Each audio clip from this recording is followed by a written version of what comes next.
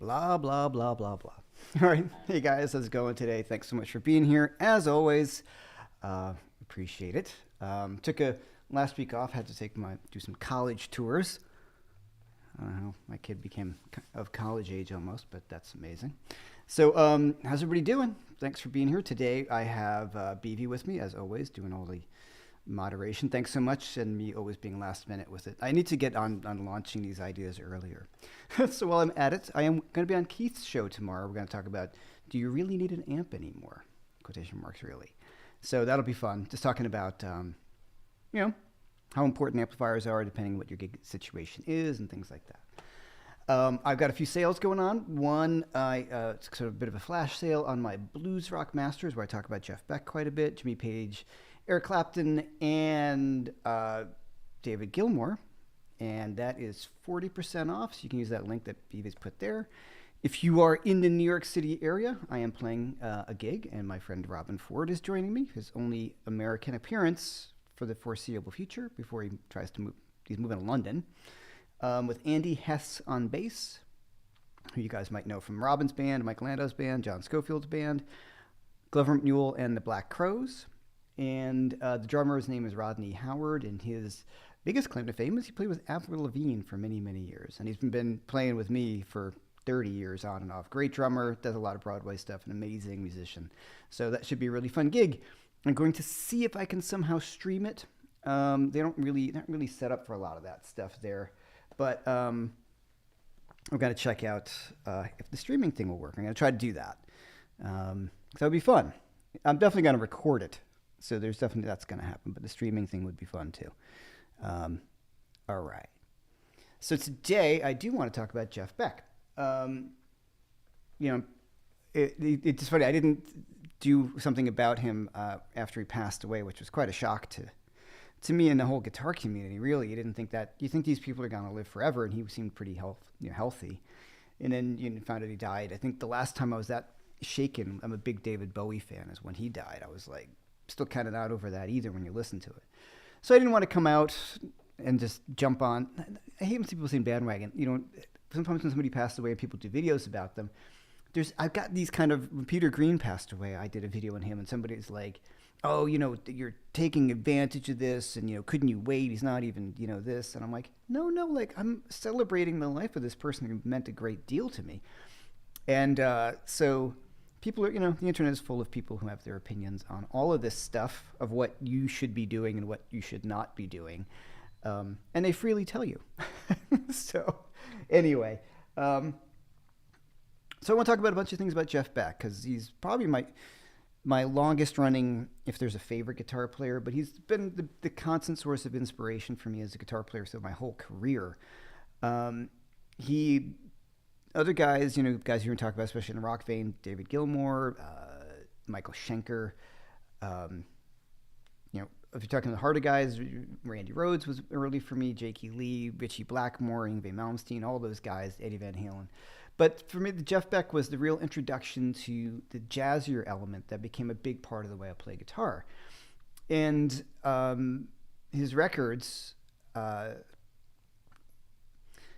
some people will get in trouble for saying this. Like, I don't always put on his records because maybe because I've heard them so many times.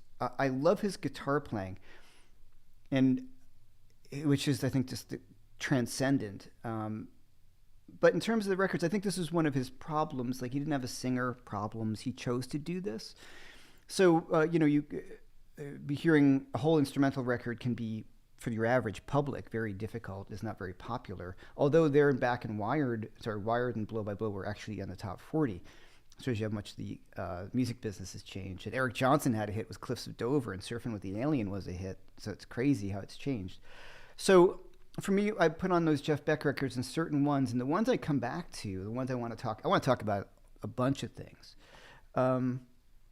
If you look at the early stuff, the Jeff Beck group records with Rod Stewart are just so great. And we have to look at Beck in the frame of when he first came out. It's kind of like Hendrix. If we grew up listening to these guys, it's hard to imagine what it was like to have heard Hendrix for the first time. Because I've grown up hearing Hendrix my whole life.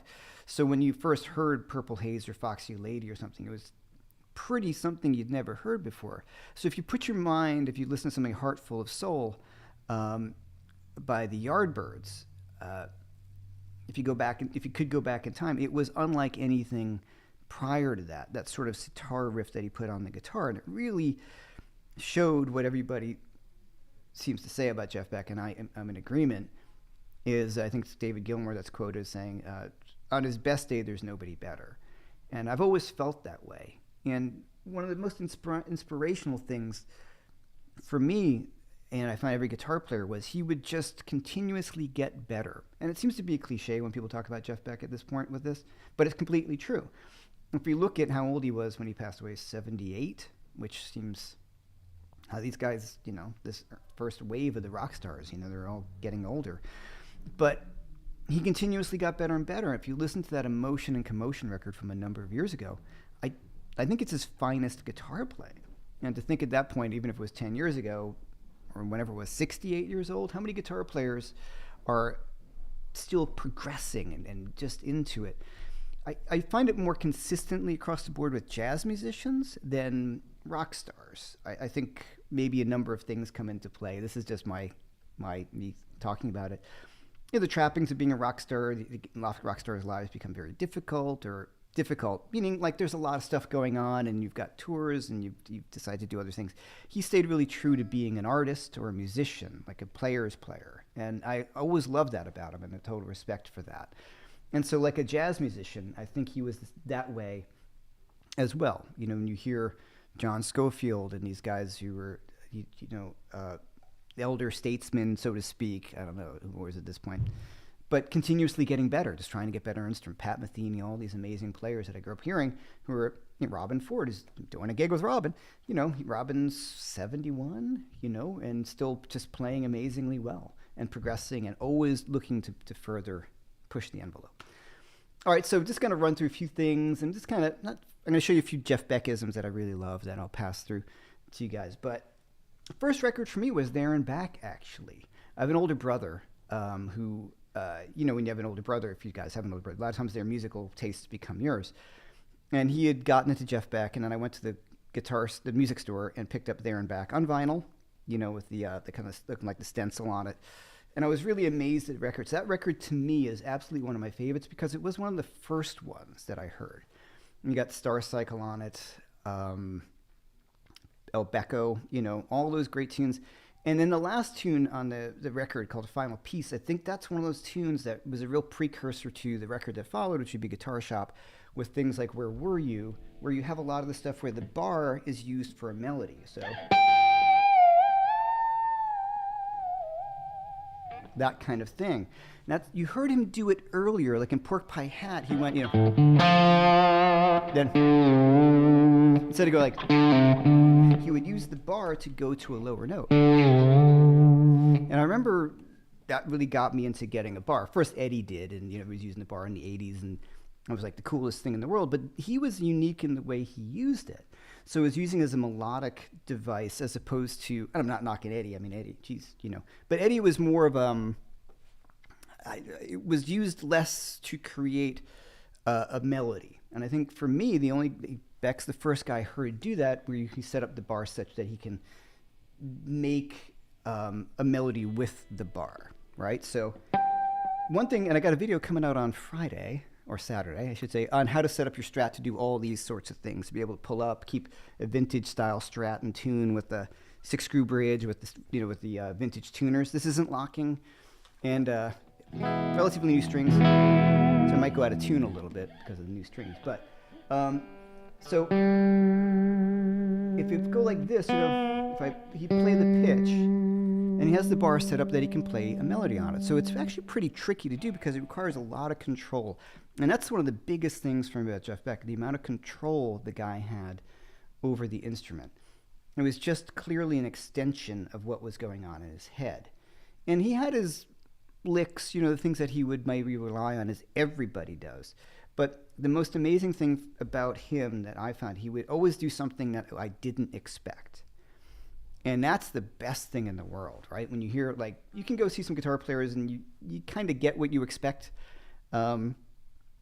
So I try to, when I hear it, for me, one of the most inspirational things that I can pass, is that I'm always trying to emulate, not him, but I'm trying to always surprise the audience with something.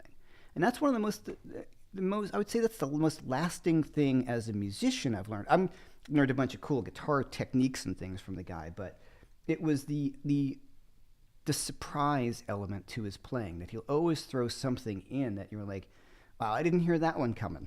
And, what was that? That was amazing.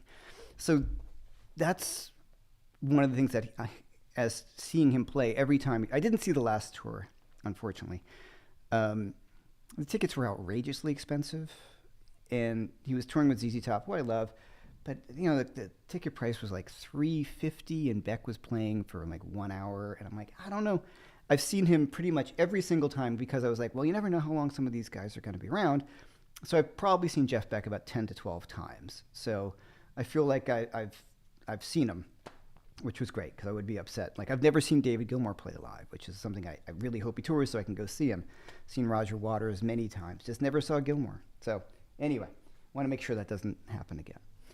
So the records for me, this is just everybody loves Wired and Blow by Blow. Those are spectacular records, and if you want to spend some time and really get into a somewhat playable thing, because the technique is a big deal. If you learn his version of the melody of Goodbye Pork Pie Hat, that Mingus tune, what I learned from that was immense. And a few things that are so great about his playing was he doesn't have a big pedal board. He had some pedals on the guitar. It was really all the sounds were being generated from the instrument primarily, unless he would use a ring modulator for an effect. But he was one of those guys, and the guys who followed him, say like Eric Johnson or Michael Landau, who were all influenced by Jeff Beck, were guys who really made the guitar speak a little differently sonically. So one of the fun things we could talk about today, I have my bar set up, but the idea of, you don't need a bar for this. Let's just take one quick idea. So if I'm going to play this D, as he does in Pork Pie Hat. So how about when he goes like... So the first thing I think about when I think about Jeff Beck is he almost never played something simply. It was always in the nuance of the note, how he went. He was thinking about every note. So that sounds like cliches. Every note counts when he plays. And that's the most amazing thing I learned from him. So I can do this, or really soft, or, and that might be something he might do. So he would choose to, instead of just fretting the second note, he would bend to that note. And that's, so think about that. So if we just have a line, right? Just like I play something in D.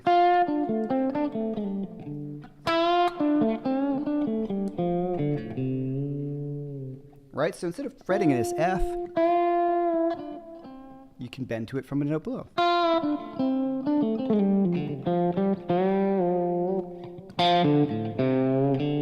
So even the pentatonic.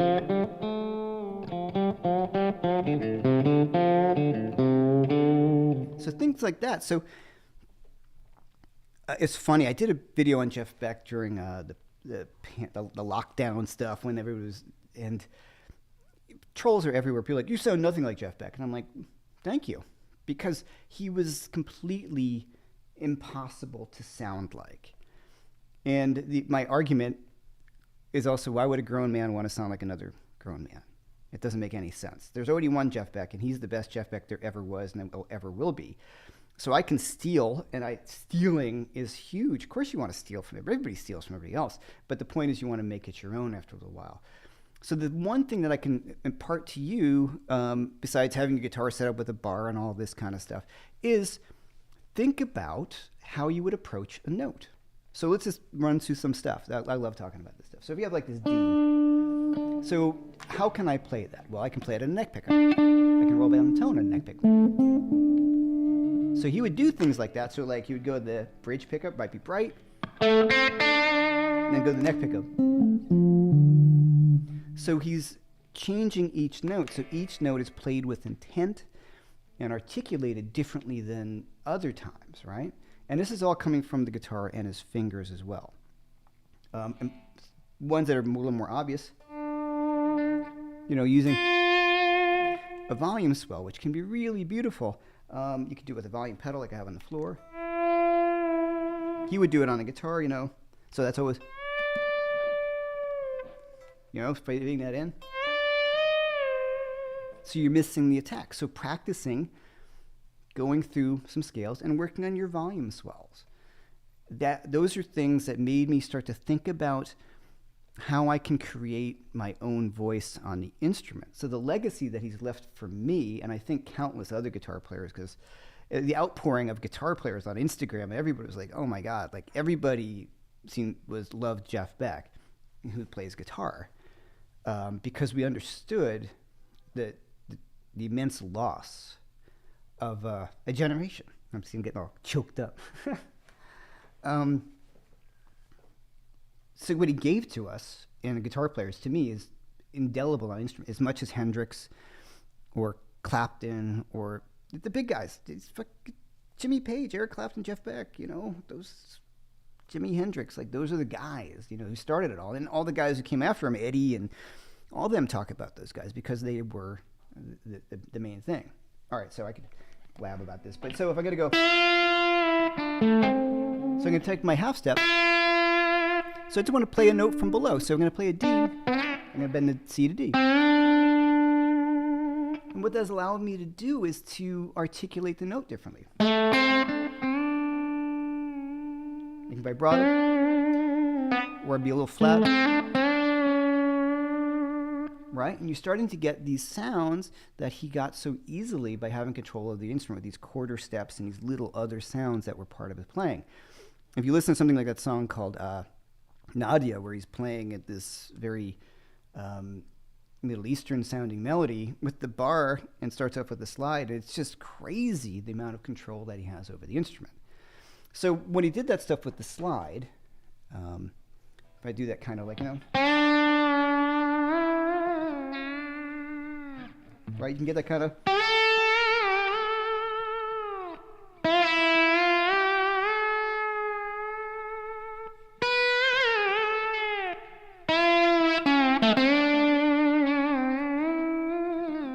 I'm kind of messing with it right now. And then he would do that with the bar as well and with his fingers. And that's the kind of cool. After I get so trying to get some of those articulations with your hand with a slide, but then he would put down a slide and do it with the bar and with his hand. So the amount of time that he would have spent focusing in on that is also, I think, what truly set him apart from other people, because he was always working on creating a voice, I think, that would be his own. I don't know if this is interesting, but these are the kind of things that when I think about Jeff Beck, what I got from him as a listener and as a guitar player, not trying to sound like him, certainly learning some of the things that he did, but, it's like when people try to sound like Eddie, you sound like a guy who's trying to sound like Eddie Van Halen or Stevie Ray Vaughan or anything. So, I think Beck is more difficult to copy because of that looseness that he had in his playing and that real kind of free form, you don't know what's going to happen next sort of move. Okay, so one record that I highly recommend, I don't know if you're familiar with it, he played on a Roger Waters record called Amused to Death, and he's done a bunch of tunes on that.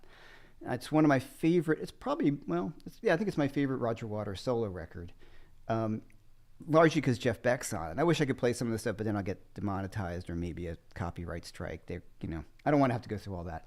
But there's a song called The Ballad of Bill Hubbard. It's the first tune on the Amused to Death record. And it's just this kind of moody thing. And he plays some of the most amazing guitar I've ever heard. It's a lot of the harmonics with the bar, playing the melodies, and I highly recommend it. So it's Amused to Death. There's another song in that record called Three Wishes, which if you see the video from the 80s, it's really cheesy, of course, as they all were back then.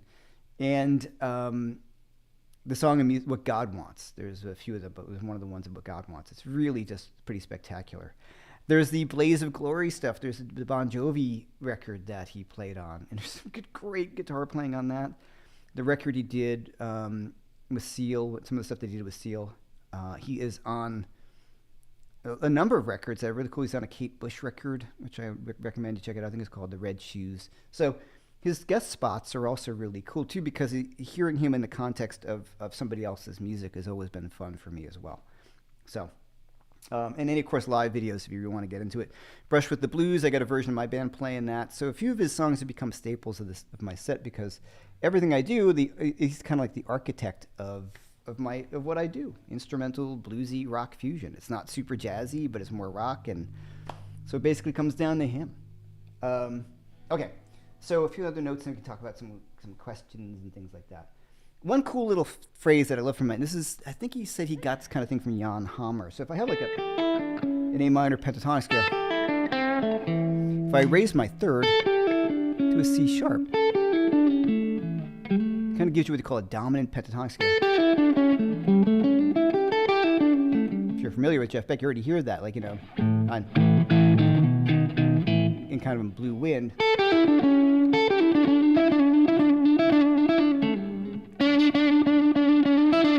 So there's that cool little, so check this out. So I'm going to play my C sharp, I bend it up to the D, and I release the bend, and then hammer on the D.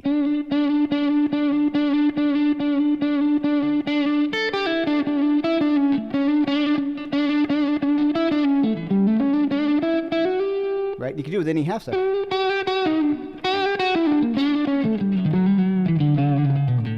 So that's one cool little lick that I got from him, is that little articulation that's become part of my playing.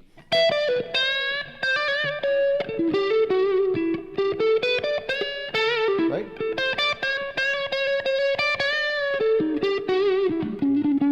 And that little bend, half step bend.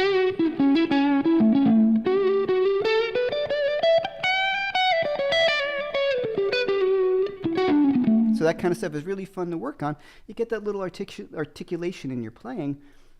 It's those little things that made him so magical and so cool that nobody else would really do. And then it's kind of like when you hear other people do that stuff, you're like, oh, it's kind of got a little Jeff Beck thing going on, which is cool. Just like when you hear somebody do a Hendrix sort of sounding thing. These guys are like, the analogy I like to use is, I'm a cosmology nut too. Jupiter, like Jupiter it's beautiful, but the gravitational pull is really strong, and it will destroy anything that comes near it. Because it's like Stevie Ray Vaughan. You love him, you hear him play, like, oh man, if I could play like that. And then suddenly you get pulled in, and then you start sounding, you have the danger of sounding like a clone, and that's a bad thing. So I was that way with Jeff Beck for a long time. I think I told this story. I was playing a gig, and someone's like, oh man, you sound great. You sound like Jeff Beck. And I'm like, I know you mean that as a compliment. I take it as a compliment, but all I thought was, wow, I sound like a guy who's trying to sound like someone who's impossible to sound like. And I don't want that because he already exists.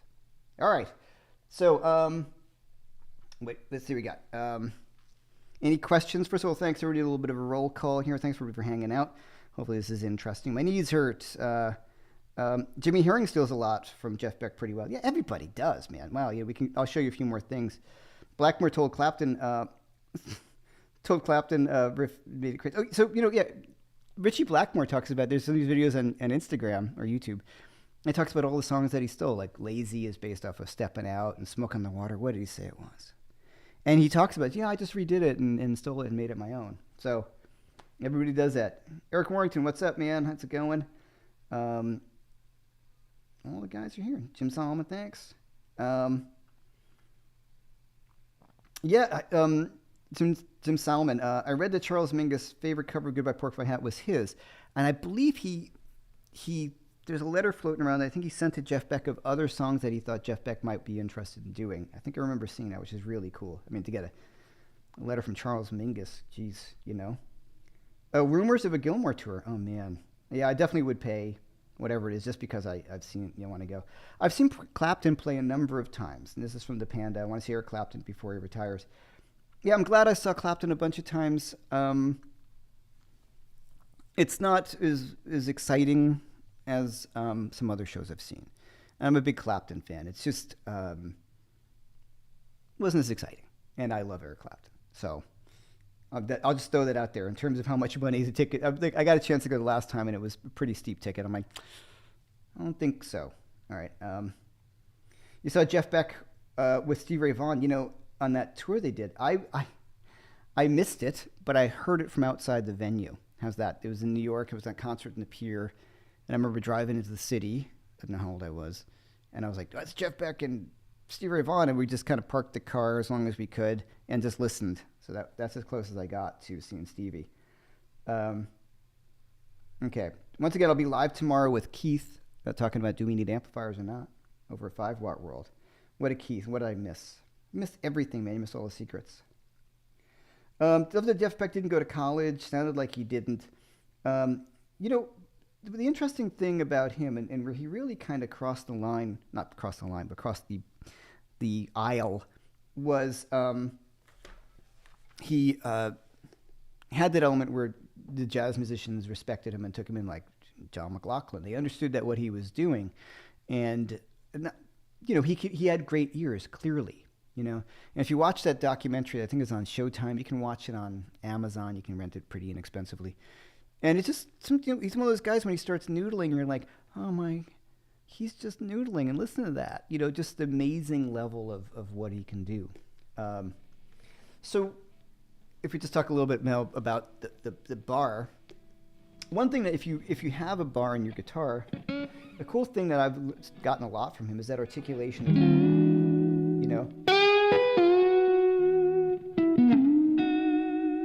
swooping into a note. So it doesn't even like a pentatonic scale. So the bar, you're pushing down. So you almost go like, you're going down a scale, but almost in a half step. So you're more hearing as an articulation, like. So what I started to do, because you guys watch the channel a lot, touring with Robin and playing with Robin Ford, playing the Strat, and he was like, he preferred me on a Gibson because I sounded too stratty at times, and I see what he was saying in certain things, at the time, about the neck pickup on a Strat, and but the bar was such a big part of my playing because of all the guys I love that I had to go back and start to work some of that stuff out on a Les Paul. So obviously Jeff Beck played a Les Paul earlier on in his career, but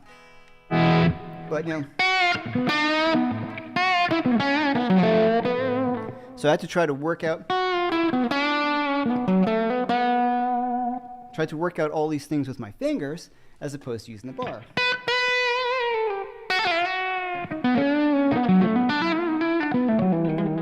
Right? So if I'm going to do this with the bar like that, I start with the bend already. So I was trying to emulate what I could do with the bar with my fingers, and that was kind of fun because I started to come up with what I thought were fairly unique sounding things. So these are things I can all just trace back to Jeff Beck in my mind. It's the idea of thinking about a way to articulate a note and thinking about every way you play a note. as opposed to playing a lick or a scale or something like that. Just thinking about each note can have its own personality and its own life, and it's just as important.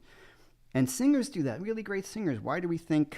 I don't think of like favorite rock singers like Paul Rodgers from Free and Bad Company. Like he's just every note is great. Like you can tell he's really feeling that stuff. Or any of those great singers that we throughout anywhere, with opera or jazz. These people are in touch with what they're playing. Now, I think I don't say it's easier as a vocalist. It's not, but it's a direct connection to what's on in your mind. So I think not a lot of musicians have that direct connection from the guitar.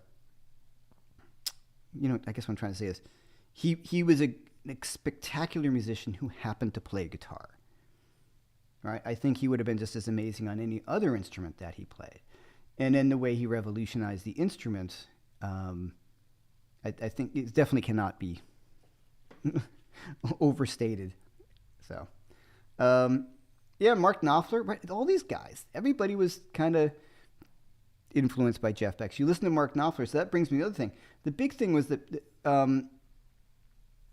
he started using his pick, not using a pick, and started using his fingers a lot. And that's another thing I learned from him. I just started using my fingers as opposed to my pick because I love the sound you can get in the articulation. So if you talk about more modern guys, I'm a big fan of, say, someone like Mike Landau, who you hear a lot of Jeff Beck in his playing and Hendrix, but he's certainly got his own voice. But he's one of those guys that, you can tell that he and Steve Lukather, all these guys, that Jeff Beck was an influence. And they talk about it all the time, and Lukather did stuff with him. But that...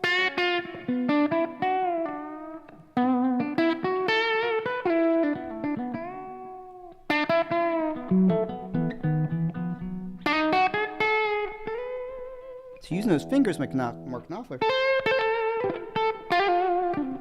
definitely different. It's different than what you would do with a pick. Now, Beck is one of those cool guitar players. If you guys watch, especially anything past the real early days, he doesn't really play rhythm guitar at all. It's just all single note stuff, or lead, or just two notes tops. You don't see him play any chords. And Ritchie Blackmore is very similar in that sense too. He'll play the riff, but anything like Burn or Burn or Kill the King, all the Rainbow stuff, he's just playing like a bass note and octaves. He's not really playing many chords, as in full chords. And if you watch Jeff Beck, he's very much the same way. And it's Mark Knopfler. And so that's part of the thing about the picking, the picks versus the using a pick, because, we got to do that with your finger like Beck would do sometimes. He would use his fingernail, and he said after a few gigs, his fingernail would be gone. And he would use a pick and try to do it on times. But if you watch the videos, he's very rarely playing any traditional sort of rhythm guitar. So it's pretty cool if you watch, like, truly a lead guitar player. I think BB posted, and he never tuned his guitar, which is really, really funny, because every time I've seen him play, I've never seen him, somebody give him a different guitar, play the same guitar all night, and never tuned it. So it's pretty interesting when you think about that. So I would love to. I mean, I'm sure his guitars were totally in tune, but I've heard these apocryphal stories. I don't know. I can't say that. Like, people would play the guitar after he played it, and it was completely out of tune, and he would just use his ears to play in tune all the time. It could probably be true, but I'm sure he didn't like playing an out-of-tune guitar. I mean, who would? Why make things more difficult? So I'm assuming his guitar was just set up so well that it didn't go out of tune. But I don't ever remember seeing him actually check the tuning on the thing either. So that's pretty funny. Just never tuned the guitar the whole night I saw him play, and it never sounded out of tune. So that's interesting. All right. See what's going on, chat. You guys any questions? There's a blab here about all this stuff, but talking about the Les Paul. Yeah, Jeff Beck and Buddy Guy was really good. Clapton is one of the greatest. Absolutely. Oh, man. I mean, I'm a monstrously big Eric Clapton fan, especially the early stuff. That to me is just the best. All right. Yeah, the dominant pentatonic scale sounds kind of otherworldly. It does. It's a really great sound. It works over a major chord, and it's this kind of real interesting thing. And you definitely hear it all over Blue Wind and Freeway Jam, those Mixolydian jams. So you're gonna hear that quite a bit. I want to hear what he did with what he did with Ozzy. Yeah, that was I listened to that, and it was cool. You know what it almost sounded like to me? Whatever just happened to my voice right there. It sounded like they just they never saw each other. Jeff just laid down this stuff and they put it on. That's my feeling. It's just like him making Jeff Becky noises. I think it's cool. It wasn't my favorite guest appearance by him. And somebody said the John Bon Jovi stuff, Young Guns, that was really great. But the Roger Waters thing, if you're not familiar with Amused to Death, there's some amazing stuff on that. Yeah, Jeff Beck was a singer who really just sang on a guitar. Absolutely. That's exactly what I'm trying. You've eloquently said, And the cool thing is, guitar and we can do more without sounding dumb. Because if somebody sang like it would sound pretty stupid. What else here? Right, to Jimmy Herring. Yeah, there's all the guys. You hear Scott Henderson, certainly influenced. I'm thinking of online guitar players I'm friendly with. Sean Tubbs. He does a great. He talks about this all the time, and such a big influence. All right, another cool little Claptonisms, Beckisms. Here's BB. His tech set it up in tune, but he certainly never retuned it during a gig, right? He just compensated by ear through the sets. That's what it seems like, for sure to me. You took the tuning off on stage. Yeah, I've saw a bunch. It was never like me, like I'm tuning in between every tune because maybe it's a nervous habit at this point, but I just like making sure the guitar is in tune. But it didn't seem to bug him as much as it would me. Okay, this is from Kevin. You need a photographer for your Bitter End gig. I have my ticket and already. Oh yeah, man, sure. Just don't get in Robin's face with the camera. That's a disaster. But yeah, man, I'd love to. Yeah, please, yeah. Shoot me an email through my website if you want, and I will definitely, man. That'd be awesome. Thank you so much. Yeah, of course. And say hi, of course. Scott Ross. Hey, did you ever see? What's up, Scott? How you doing? Jeff Beck at the Iridium. I thought he would sit with Les Paul somewhere. I never saw Beck at the Iridium. He did that one show, but that sold out before. He was where he did the Cliff Gallup show. That sold out in a heartbeat. Like when you heard about it, you're like, oh, all right. So I didn't get to see that. Yes. Did you see you were having a video on Saturday is when I try to release my YouTube videos. And yeah, I've got a video on setting up a Strat with a 6-screw bridge and vintage tuners, like a traditional kind of Strat, for it to stay in tune. How to float the bridge, the nut stuff, and how to set the bar properly, and all these things. Yeah, it should be a fun video. Hopefully people dig it. Any information on Beck's signal chain? They seem to use a lot of pedals. Yeah, from what I remember, he would have a Klon for a long time. Then he used the Archer. They have the Jeff Beck Archer, which I have not played. The main purpose of a Klon, and I happen to have, well, not an actual Klon. I sold a Klon for that guitar, but I have, this is actually a Tumnus, which I really like, and I do have the KTR, but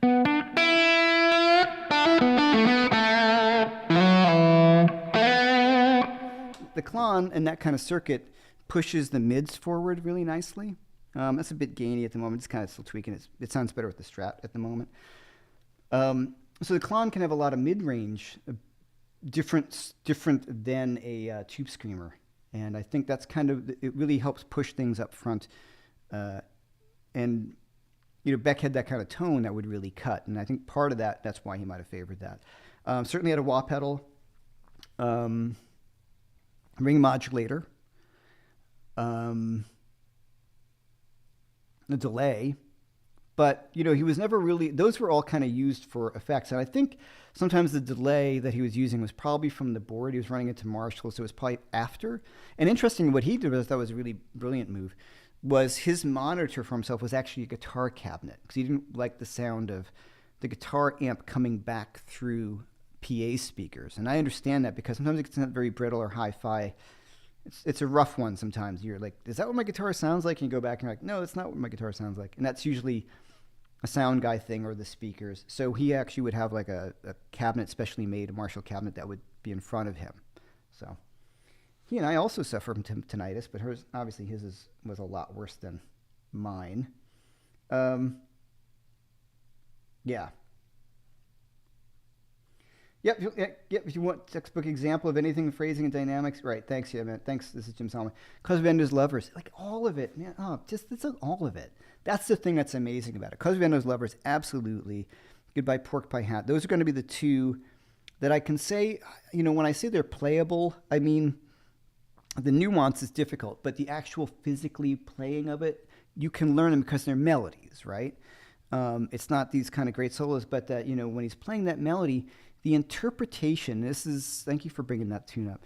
It's the interpretation of the melody. And this is what I consider to be more of a jazzy thing, or like B.B. King, or anybody who's a really great improviser, or is a real musician. I know it sounds kind of snooty.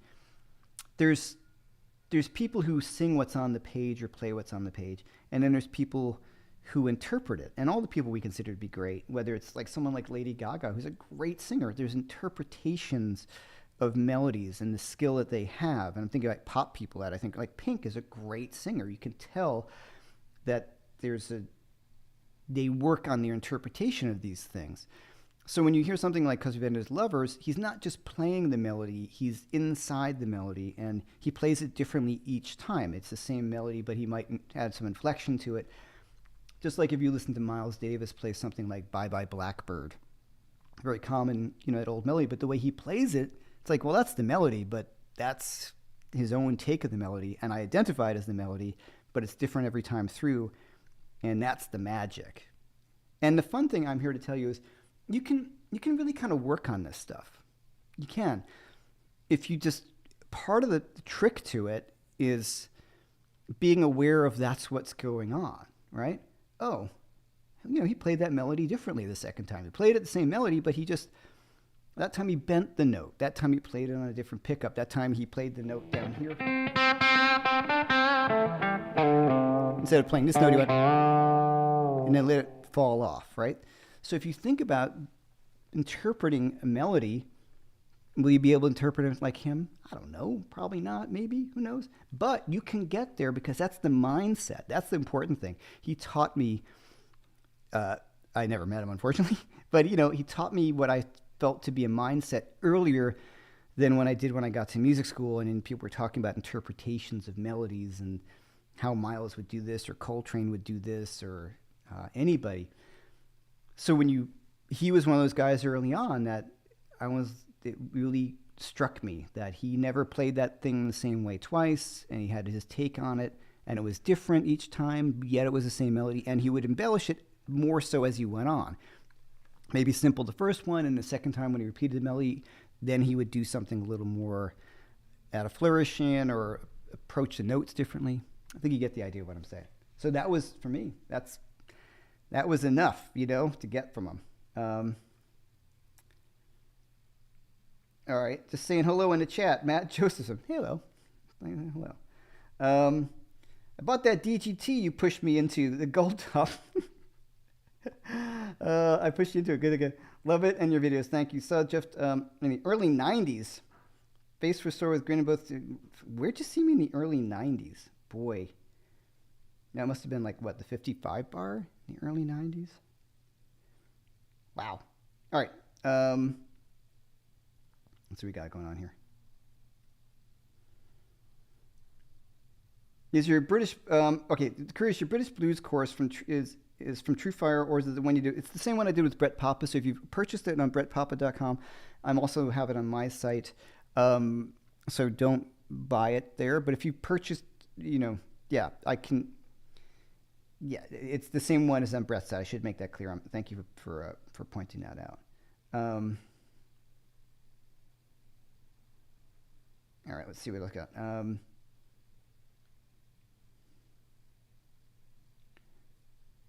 Someone's mentioning Chris Buck using a pick and fingers. Yeah, you know, it's the funny thing is, all my favorite players use their pick and fingers.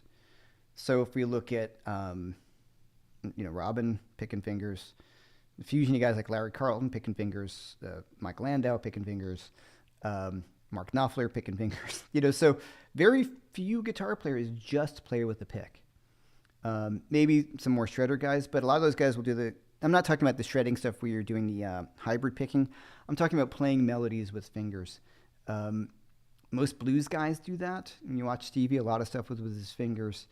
It's just part of the sound of someone who starts to dig into the sounds that can be produced from the instrument. I think, all my friends do it too. And the funny thing is what I realized when I watched back some of my performance videos, especially after a live gig, like, my fingertips are killing me. Because I realized that I didn't use the pick probably 3/4 of the night and you're doing 2 sets and you're playing hard. I'm like, I don't realize how much I don't use a pick on things because I just love the sound of it. All right. And I'm like, I've talked about this before, like a lot of guys I know, you put the pick between your first and second finger, right? So if I'm playing a note here, so here.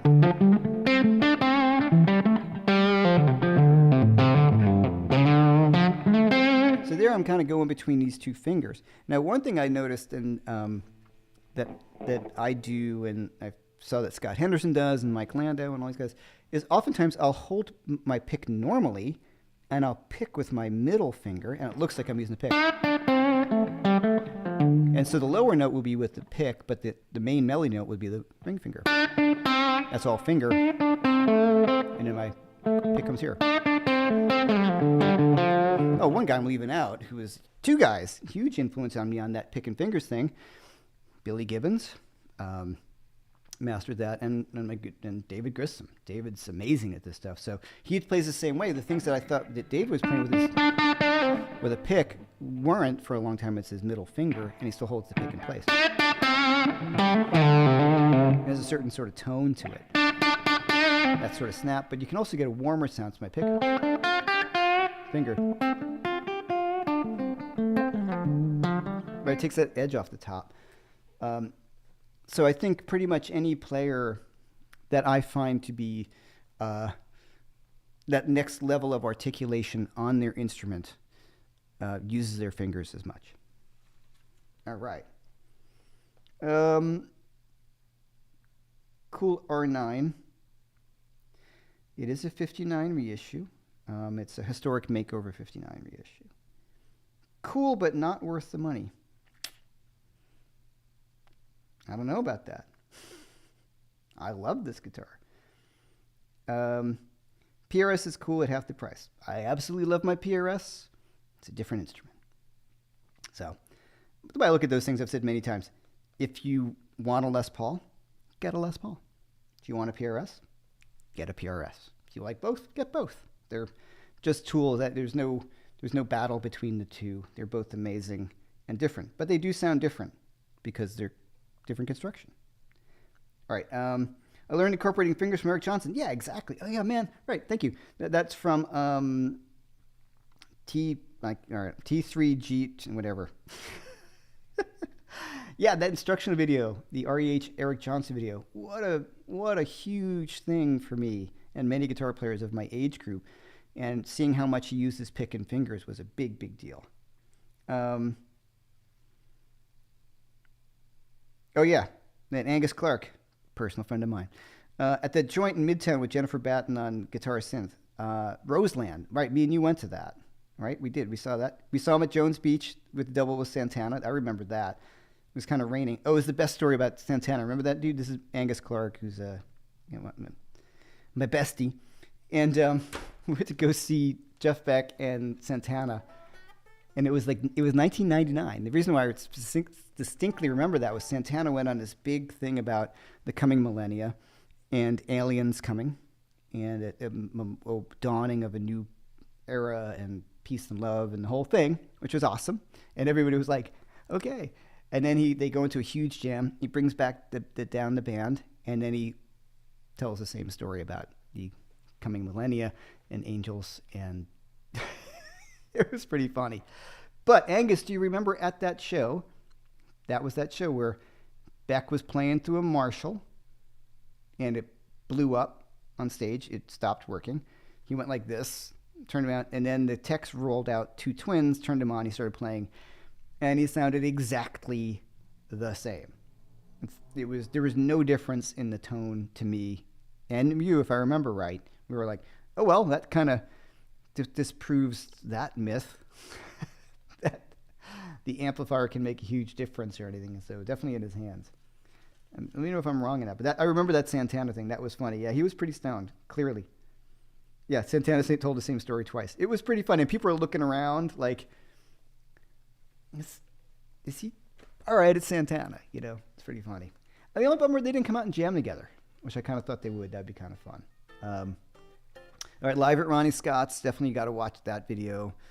All right, so I'm kind of going on a bit here. Check out his version of Over the Rainbow if you really want to get into the absolute mastery of the instrument. And my favorite things, like his version that somebody mentioned earlier of A Day in a Life, to get a vocal quality out of the guitar to that level, to really capture what a singer can do on the instrument with that amount of control, and then do it live. I've seen him many times play these things. It's absolutely astounding. And there's one thing for me to spend time learning how to do what he did. But there's the thing that he did it, and he thought of this stuff, and he took this stuff to another level. And so we're all playing catch up to something that he did. Lots of guys like Alan Haldsworth. You listen to Alan Haldsworth in 1980, and you're like, what is this? This is like from another planet. And he was one of those guys. So the thing about, on a personal level, for me and Jeff Beck was, I went to music school, and guitar can be very competitive, as we all know.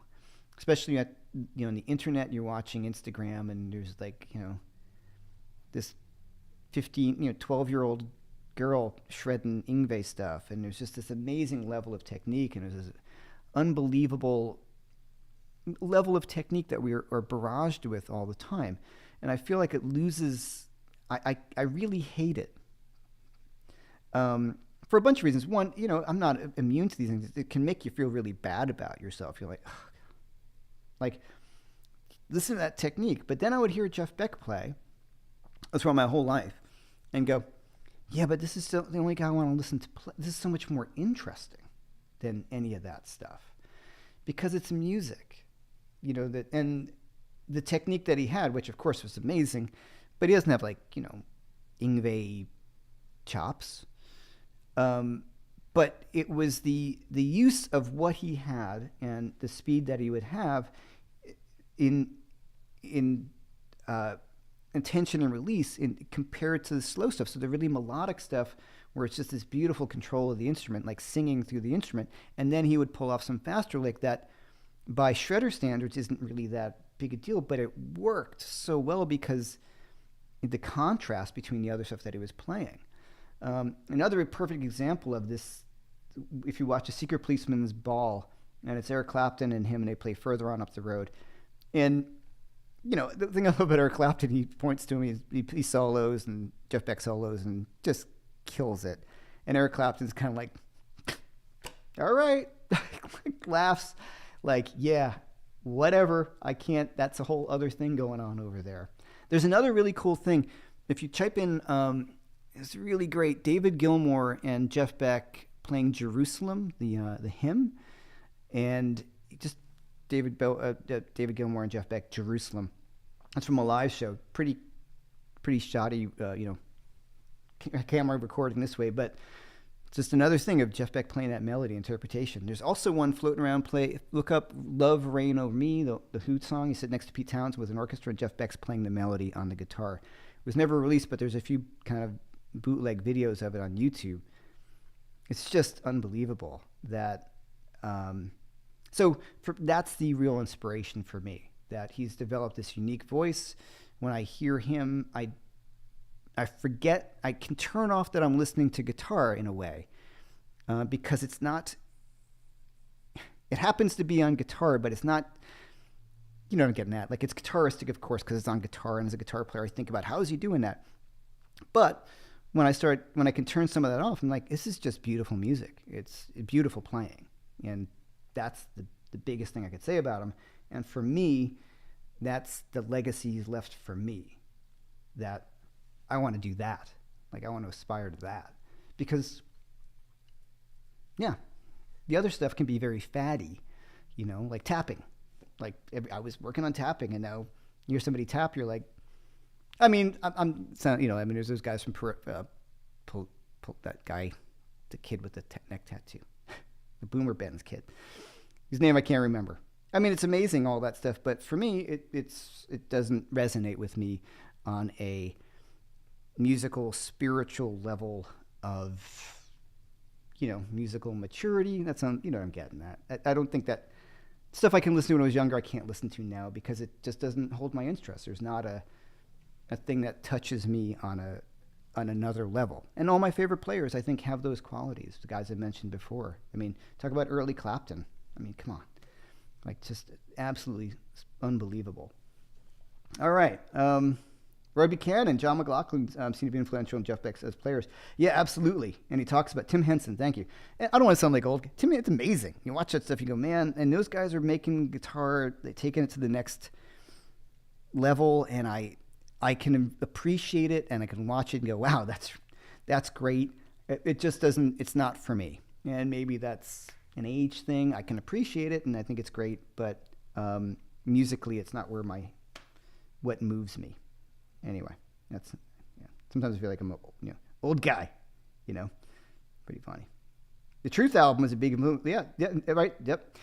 The Truth album. So the story is that, you know, Jeff Beck, had the Jeff Beck group, and then Jimmy Page went and saw him play and was like, I need to get a blonde singer and get a rock band. And actually did some of the same songs. So I'm sure Jeff Beck said he was working on his car in his garage, and then heard Led Zeppelin on the radio and was like, what the? I love these stories. All right. Any questions, guys? Been listening to Alex Skolnick a lot recently. Yeah, Alex is great, man. He's a friend of both Angus and I. And Alex is a great guy, too. He lives here in Brooklyn. Yeah, it's something about Frank Zappa, who played some amazing guitar, called Jeff Beck as one of his favorite guitar players. I think every guitar player, I don't know any guitar players who Jeff Beck isn't really high on their list. And it's really amazing when you hear David Gilmour say, I saw the interview, that these things started floating around after Jeff Beck passed away, and he said, who's your favorite guitar players? And he would say, there's lots of them, but Jeff Beck's my real hero. And, you know, they're not that much difference in age, you know. Yeah, just he had the respect of everyone. I think for all the reasons we talked about. A very unique player, very true to the art form, shied away from being famous, shied away from, you know, joining other people's bands. You know, people say like, oh, he ruined his career. He didn't have a good. I'm like, I don't know. He just didn't want to do it. You know. Apparently, he didn't really love being famous. I saw this interview with Mark Knopfler, which is really pretty funny, and who I love Mark Knopfler. And someone said, you know, about, oh man, it was being famous, and when Dire Straits was huge, and he kind of broke it up. I said, yeah, he couldn't take it anymore. It got much bigger than he ever thought it would, and he said, just didn't like it. And the interviewer said, well, didn't you like getting the best reservations at restaurants when they take your phone call? He goes, yeah, it's not worth it. You know, so it feels like Jeff Beck was kind of that way too. He was just happy doing what he did and creating music. And some people would say things like, oh, he never really practiced. Like, oh, come on. Like, you cannot play like that no matter what. He would probably go through these stages of maybe concentrating on working the cars more, but you cannot play that way unless you're really deep in what you do. So, all right, let me see what else. Yeah, there's a really surprising collaboration with Jeff Beck and Tom Jones on a video. Yep, it's great, where they do St. James Infirmary and things like that. Yeah, he was cool. Everybody wanted to have Jeff Beck on their stuff. Think about that. I think that was you see this video too of Bon Jovi in the studio with Jeff Beck. You can search that out, and then I think he remembers hearing something about. He's like, here I'm telling him what to play. I'm telling Jeff Beck what to play, which is funny. And it was a cool thing when Roger Waters, it's not that long ago, I mean, 10 years, way after the album Amused to Death was made, they were talking to Roger Waters about it, and he was like, going on about, yeah, you're just in a studio with Jeff Beck, and you can't believe what you're witnessing, you know? And I think, I think people, what am I trying to say? It's very easy to say, oh yeah, the guy was amazing and this and that. And, you know, but he's one of those guys that when you watch him play, you're like, yeah, that's truly a unique voice. And there's not that many of them. And then, I mean, there are some, of course, but he, to me, was one of the most unique. And Hendrix, Page, Clapton, and Jeff Beck, right? And then there's the guys who were a little after, but I mean, who at that point, if you're talking about rock and roll, you know, the architects of everything that I do, you got the blues guys, of course, but those guys are the basis of everything I do. And the people I love who followed them. And, you know, Peter Green, of course, at that point in time, a little younger. But Peter Green was later. So, you hear Michael Schenker, I absolutely love, as does Angus. And you hear him talking about it. I remember there's a video of him going to a music store and someone's like, oh, do you want to play Hendrix guitar? And he's like, no, do you have anything of Jeff Beck's or Eric Clapton's or something like that? You know, and he wanted to play like, I think he had like T-Bone Walker's guitar. And Schenker's like, no, I'm a Jeff Beck guy, an Eric Clapton guy. You got anything of theirs? You know, so it's just a very funny thing to see. So I'm kind of the same way. I'm like, so, all right, I can go on. Billy Gibbons, somebody just pointing out Billy Gibbons. Yeah. We talked about this before, like all my friends have kind of met Billy Gibbons or know him or met him in a music store in New York, and I keep on missing it. I'm like, oh yeah, Billy just left. You know, you've met Billy, right? And I'm like, no, I've never met Billy Gibbons, one of my absolute favorite guitar players. Jeff used to practice for 2 hours a day in the morning and night, and then an hour in the evening. Yeah, there's these apocryphal things like, oh, I never really practiced. You're like, get out of here. That's ridiculous. Great show today. So amazing you're playing with Robin Ford, most dangerous man in music and a living legend. Yeah, it's not lost on me. We did the record together. I did some tours with him. COVID unfortunately canceled another one. He's, what can I say? He's one of my dear friends and one of my heroes who I had the good fortune of becoming to play with. So we're doing the gig in New York. It was supposed to happen, and then there was this. Then he moved to Paris, and so now it's happening. He's going to be in New York for a few weeks, and we're doing that. And we're trying to set a few other things up if we can do something, but we'll see. But definitely the gig. So get your tickets now. We're going to maybe do an earlier set as well, but we're not sure. So this is the one set as it is, and it's almost sold out. So if you don't have a ticket and you are in the New York City area, highly recommend it. It may be, honestly, the last time he doesn't really care to tour anymore. So, Beck and Page were in the same band for a short period. Yeah, and they were friends growing up, which is great.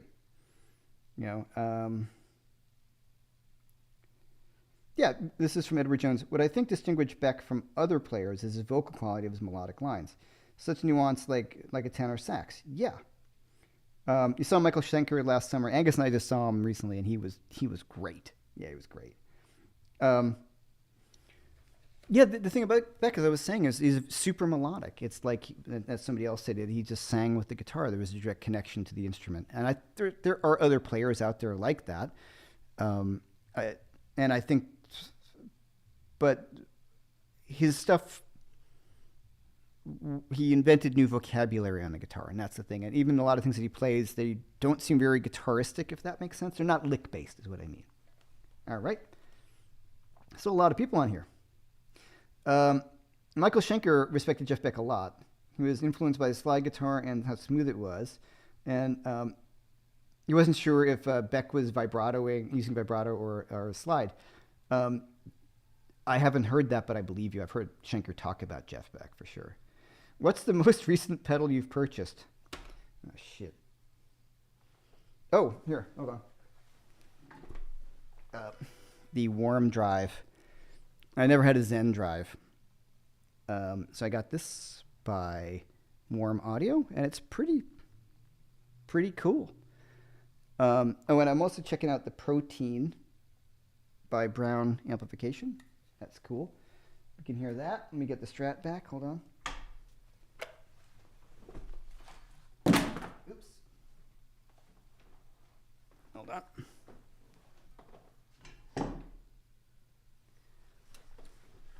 Okay. So I don't have obviously the Zen drive or the warm drive hooked up, but it's a Zen drive. And what I've been told, I know the Love Pedal did a version of those for a while, but I just saw this and I tried it and I was like, this sounds great. So I didn't get the Love Pedal version. I don't know if there's a difference or two, but I played that and I'm like, and then playing with Robin, I played his amp and his Dumbo and his Zen drive, and he's like, I've tried the other ones. They don't sound as good as the Zen drive. So I plugged this in. I'm like, sounds kind of like your pedal. So I picked it up. They're not that crazy expensive. Okay, so here's the Bloomfield drive.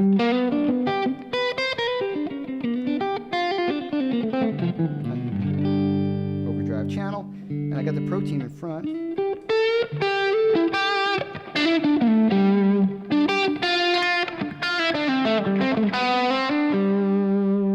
And then I can put the two sides together.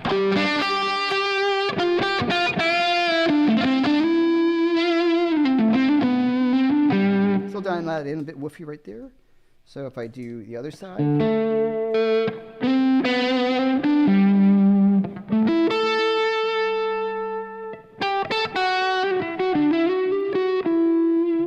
So yeah, that's pretty good. And there's the Bloomfield drive.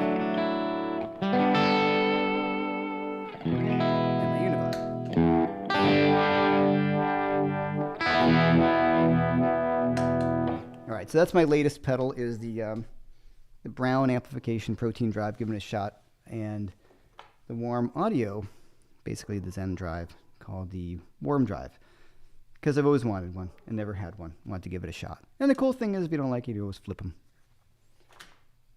All right. I sound great. Thank you, Angus. I appreciate it. Have I tried the Strymon Cloudburst? No. I don't know what I would do with that. It's really cool. You guys know what that is, like a new Strymon pedal. It had this really cool ambient reverb sort of thing. And it sounded really cool, but then it sounded like a thing like, oh, he's using the Cloudburst. Andy Timmons has that style too. Amazing. Andy, yes. Andy is a spectacular guitar player. I've got his delay pedal on the floor. And Angus and I have known Andy for like 30 years. Any gigs coming up with Robin in Los Angeles? Nope. You saw the French one at the Cabats Theater. Yeah. A few years ago, you loved it. Oh, thanks, man. That was fun. That tour was fun. No, nothing else. Robin's got nothing. This is literally, he is coming to New York for a week or two before he coming back from Paris, staying in New York for a week or two, then going to London. And he said, hey, man, you got a gig? Let's do that gig we were talking about. So when he said, so I called the bitter end, and I'm friends with the owner. And he's like, yeah, let's do it. So there you go. So it's my gig with my special guest, Robin Ford. And Andy Hess on bass. If you guys know Andy is amazing. And Rodney Howard on drums. Steve Vai, referring to Jeff Beck, said Jeff Beck is the guitarist. Absolutely. Yeah, Roger Waters says it's a privilege to be in the same room with him just to watch him play. Yep. Yeah, I'm used to death. I was talking about that earlier. Yeah. One of my favorite Jeff Beck performances are on. Some of my favorite Jeff Beck performances are on that record, as I mentioned earlier. I went through a period where I wanted to be Robin Ford. Eventually, I realized it was a very unhealthy existence. What, trying to play like somebody else? Is that the darkest rosewood board on a Strat? Looks like ebony. Yeah, actually, it's one of the reasons why I got this guitar. I've got two Michael Landau guitars. I am a huge fan of Michael Landau's, but that's not why I got the guitars. I got the guitars because they happen to be really, really good, and the specs are what I like. I like a 7 1/4 radius, vintage, because I've got my old Strat, and that's 7 1/4, so I prefer 7 1/4. I really love it on a Strat. 10 is okay. 12 feels too flat for a Strat for me. You get used to anything, but I've gotten so much time on my vintage Strat that I really love 7 1/4. So this neck on this Michael Landau is very similar to my 64 Strat. The other Michael Landows I've tried that are later or don't feel anything like the neck that on this guitar that feels like my 64. So this is a 68 reissue. And one of the reasons why I liked it so much was the fingerboard was super dark, and it's rosewood. It's not ebony. So if we look at my real 64, that was a big part of the lure of this guitar. I saw it and I was like, look at how dark that fingerboard is.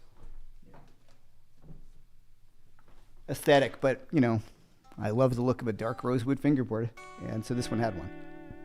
And it's doesn't seem dyed. It's a great guitar. I put in noiseless pickups and I changed the pick guard because I got tired of people saying, "Oh, you a big Landau fan?" I'm like, "Yeah, but it's just a Strat. I love big headstocks." It didn't remind me of Landau. It reminded me of Ritchie Blackmore, honestly, or Yngwie with the big headstock. And I've always wanted a big headstock Strat.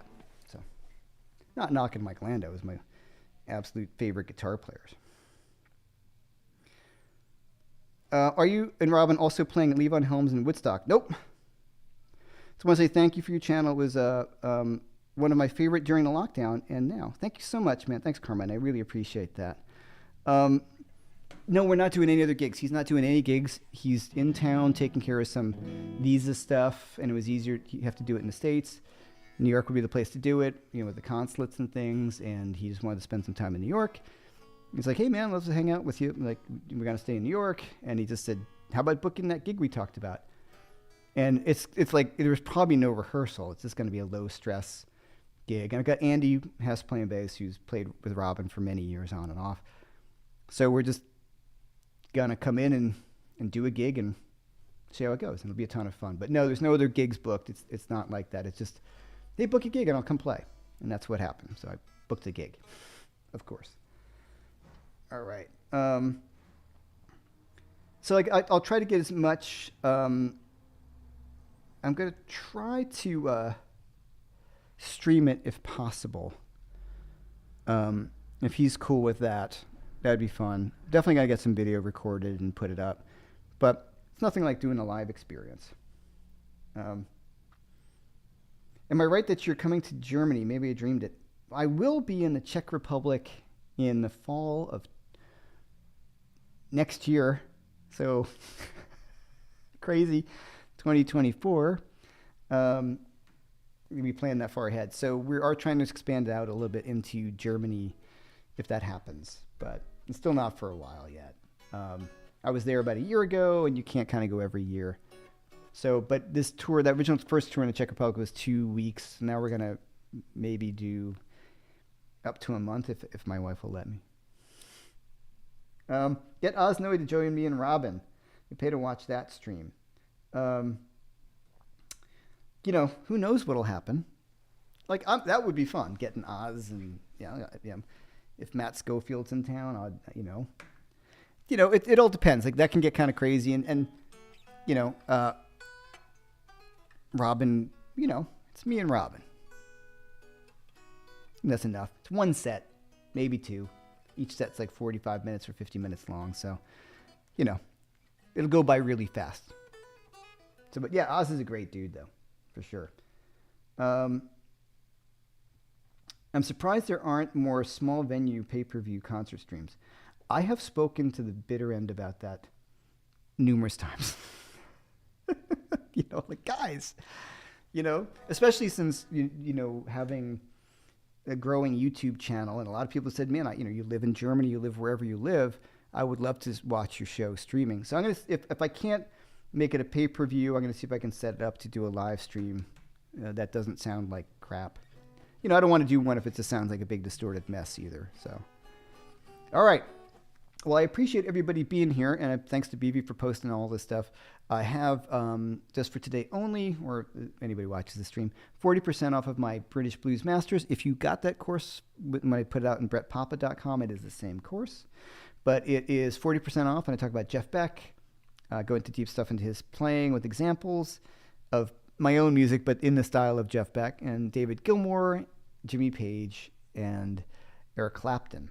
And I really like the course. It's a lot of fun, so that's 40% off. I also have both of my courses listed below, Mastering Major Triads and Mastering Minor Triads for 25% off if you don't already have those. And for all the people who have done those master classes and workshops, you have my deepest gratitude. Thank you so very much. It helps me continue to do this, building the channel. If you haven't liked and subscribed to my channel, please do. It makes a big, big difference in terms of the algorithms and how easy it is to grow your channel. It's a very competitive market out there, and a lot of it comes down to the likes and the subscriptions. It makes a big difference. So if you have not done so, please do that. And if you like the channel, it helps out a lot. I appreciate it. All right. Oh no, I just joined. Good.